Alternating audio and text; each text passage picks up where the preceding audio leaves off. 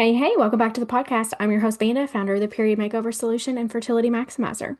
Before we dive into today's topic on the 2 week wait and what to do when you are in the 2 week wait, I wanted to give you guys a reminder that I'm currently booking clients for the month of August. At the time of this recording, I have 3 openings left. So if you are interested in working with me inside the Fertility Maximizer program so that you can get ovulation confirmed, know what might be blocking your fertility, and be one step closer to getting pregnant, I would love for you to reach out and us chat about how your journey has been so far and what ways I think I could help you.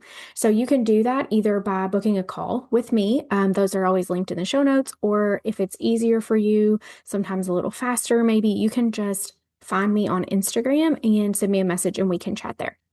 So, like I said, this week we are talking about the 2 week wait. What I have found is that there's, a lot of talk and a lot of knowledge out there about what to do when you're trying to conceive. And I'm guilty of this. I have a lot of content about that here on this podcast and on my website and on my Instagram. But then, there is this whole factor of like, okay, we know I ovulated this cycle, but now we've got to wait 2 weeks to find out if I'm pregnant or not. And what do I do in that 2 week time frame? And how can I support my body during that time? Are there things that I need to change? Is there anything I need to do differently? And when is the best time to take a pregnancy test? So I wanted to kind of tap into all of those things today and chat about that. So the number one thing that I would say that I think is most important is to not try to make a bunch of changes while you're in your 2 week waiting period. Hopefully, you have been making, you know, wise or health conscious choices the whole time that you were trying to conceive. So there shouldn't be a lot of things that you feel like you should shift. A question I do commonly get is about like caffeine consumption. And if you're someone that regularly consumes caffeine, then I don't want you to change that about yourself in this 2 week waiting period. Um, Hopefully that's something that if you feel or you know for certain that you're consuming too much caffeine, you've already been trying to cut that back a little bit um, while you were trying to conceive prior to ovulation, prior to the point of us hitting your 2 week wait window. Um, you can slowly decrease it during that time safely, but what you don't want to do is like dramatically change things during the 2 week wait period. So, using caffeine as an example, if you typically consume quite a bit of caffeine, you do not want to just suddenly stop consuming it or cut it in half because your body is going to be like, what in the world? That's what it was used to. That's what it had adapted to. And it can almost serve as like a stressor on your body when we don't want to have any additional stressors on our body in the 2 week wait if we can keep from it. Now, we always have to remember to like, we can only control what we can control, but we don't want to add stressors when we don't have to. Otherwise, as far as your meals, your workouts, just your day-to-day routines, again, try to keep it consistent. Try to just keep on keeping on like you have been the first part of your cycle, and maintain the status quo. Don't change anything dramatically about your diet, about your workout routine. If you were working out before, it's perfectly safe for you to continue to work out while you're in the 2 week wait. As I mentioned, one of the things that you do want to try to do during this time is reduce stress and not introduce unnecessary stressors to the body or to your environment if you don't have to. Um, Things happen, tragedies happen. You know, we cannot avoid those things because a lot of that stuff we cannot control. Um, but things we can control, we want to avoid stressors. So taking the time to do the things that you know help kind of keep you grounded and feeling sane and not feeling overwhelmed. Focus on doing those things and get consistent with your like I hate to use the word self-care because I feel like it sounds very cliche, but that's what we're really talking about here. Do your self-care. Find the things, and we're talking real self-care, not floofy social media self-care. Um, do the things that kind of help fill up your cup. Third thing, I'm going through five things. I have a list of five things here that I'm going through. Um, Third thing would be to acknowledge the fact that you are probably going to be anxious during this time and that you are going to worry during this time and have a plan, kind of put some bumpers up, like when you go bowling and they put the bumpers up. Put some bumpers around yourself for how much worry you're going to allow yourself to do. Give yourself a literal time limit for like how long each day am I going to let myself overanalyze XYZ symptom? How many times a day I'm going to allow myself to get on Google and Google is XYZ an early sign of pregnancy? Put those bumpers up around yourself and then hold your feet to the fire, um, so that you don't spend these 2 weeks making yourself miserable and making yourself more stressed out, which is the thing we just talked about trying to avoid, when it's not necessary. And to be honest with you, like, no matter how much you stress during this time period, like that stress isn't going to help anything. It's not going to change anything because it really has either already happened or it hasn't. And I know that it's so tempting to just like, we want to know right now. And we overthink about every little symptom that comes up. Oh, today my boobs are sore. Is that an early pregnancy symptom for me? Is that what that is? Oh, I had a little bit of spotting. Is that implant bleeding? All the hard part really is that all the early pregnancy symptoms can also often be PMS symptoms, and it's really hard to know the difference. You don't know until you know. And yeah, you just can't know till you know. Um, Fifth thing, and this kind of plays right into this, it piggybacks off of this. Start to make a plan for yourself for what you're going to do and how you plan to react and deal with it for both outcomes, whether you're pregnant or whether you're not.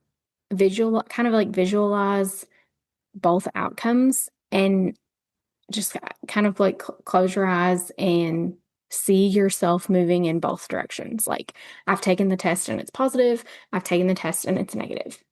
And that will help you to be as prepared as you can be either way. There's obviously still going to be very raw emotions regardless. Um, but if you've like never, especially if you're like really early on and you're trying to conceive journey and you've never thought about what you were going to do or how you were going to react or what thoughts you might be thinking, um, if it's negative, it might be something that you want to think about. And you may even want to think about planning when you're going to test, which we're going to talk about testing in just a second. But I mean, like, I don't mean what specific day of your cycle are you going to test on. I mean, like, are you going to test in the morning, which first morning urine is always best, but like, okay, is that going to be on a weekday where you're going to turn around and then you're going to be rushed to like go to work or get kids ready and take them to school? Are you going to be at home alone? Is your husband or your partner going to be there? Are you going to have a friend there, your mom there? Do you just want to be by yourself? Think about those things and kind of get a plan. Um, and keep in mind what's going to best support you, either answer that you get. And then in terms of testing, I've touched on this a little bit. This is the fifth thing, but don't test too early. Taking pregnancy tests really early on, super soon after ovulation, doesn't give the body time to do what it really needs to do. It can lead to false negatives and really crush your hope and your spirit when maybe you're just testing too early and the body hasn't had enough time to, implantation hasn't occurred and then HCG levels have to double and they have to build up and, maybe it just like hasn't happened enough yet to be detected on that test. And here you are thinking that you're not pregnant when you really are. And if you had just waited to test, you could have saved yourself some heartbreak and some worry. So it's really best to test when you're supposed to start your period. Like when your period would be late, that's the best time to test. That way you've given your body sufficient time. The HCG levels should be high enough to detect that.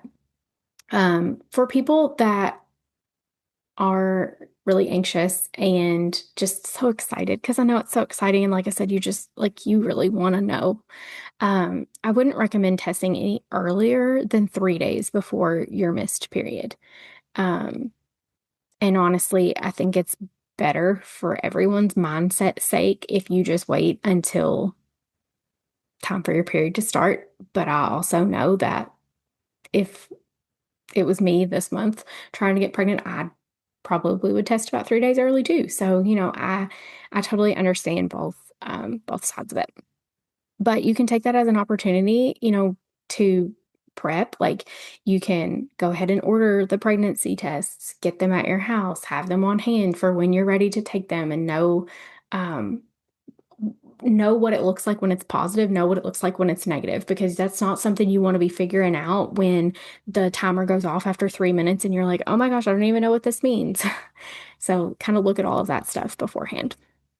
Um, and then, I just want to bring it back to the number one thing that I talked about, which was keeping your routines consistent.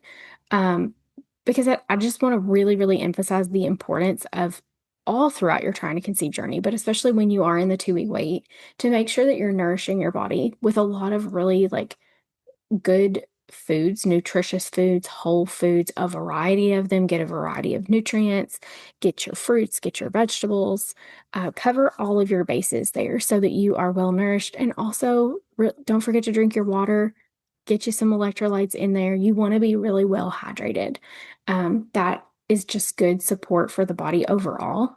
This is a time period where, honestly, just like the entire trying to conceive time period, but in the 2 week wait, like we want your body still to, I talk about the body's need to feel safety when you're trying to conceive. Your body still needs to feel really, really safe during that 2 week wait.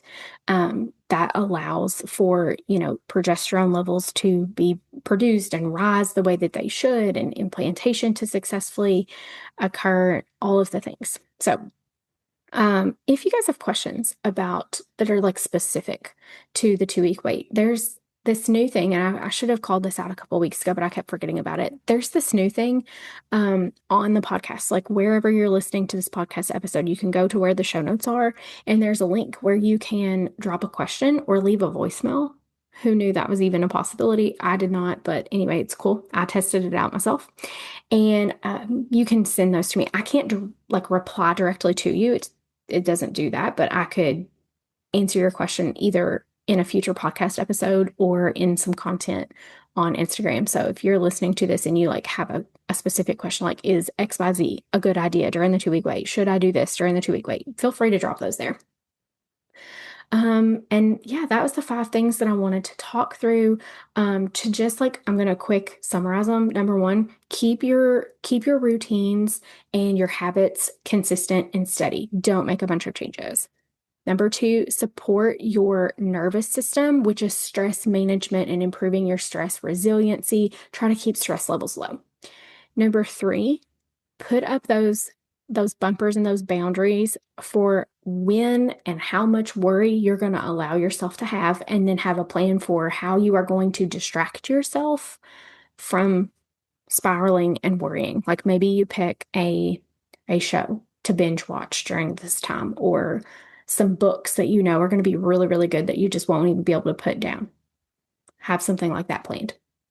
And then number 4 is to visualize yourself getting a positive result and a negative result, and how you're going to react, and how, like, what you're going to do, who you need to have there with you to either celebrate or provide support. And then delaying taking early pregnancy tests. Just wait. Give yourself some peace of mind by just waiting until you are supposed to start your period, or at least wait until 3 days before your period is supposed to come. All right. I hope that this has been super helpful for you guys.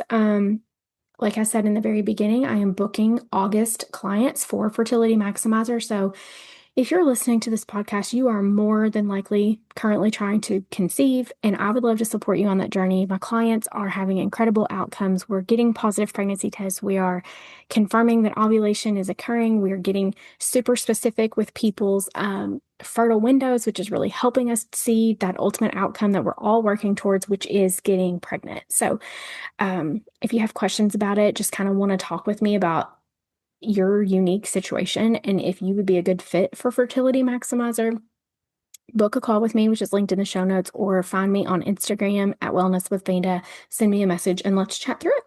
So that's all I have for you guys this week. I will talk to you next week.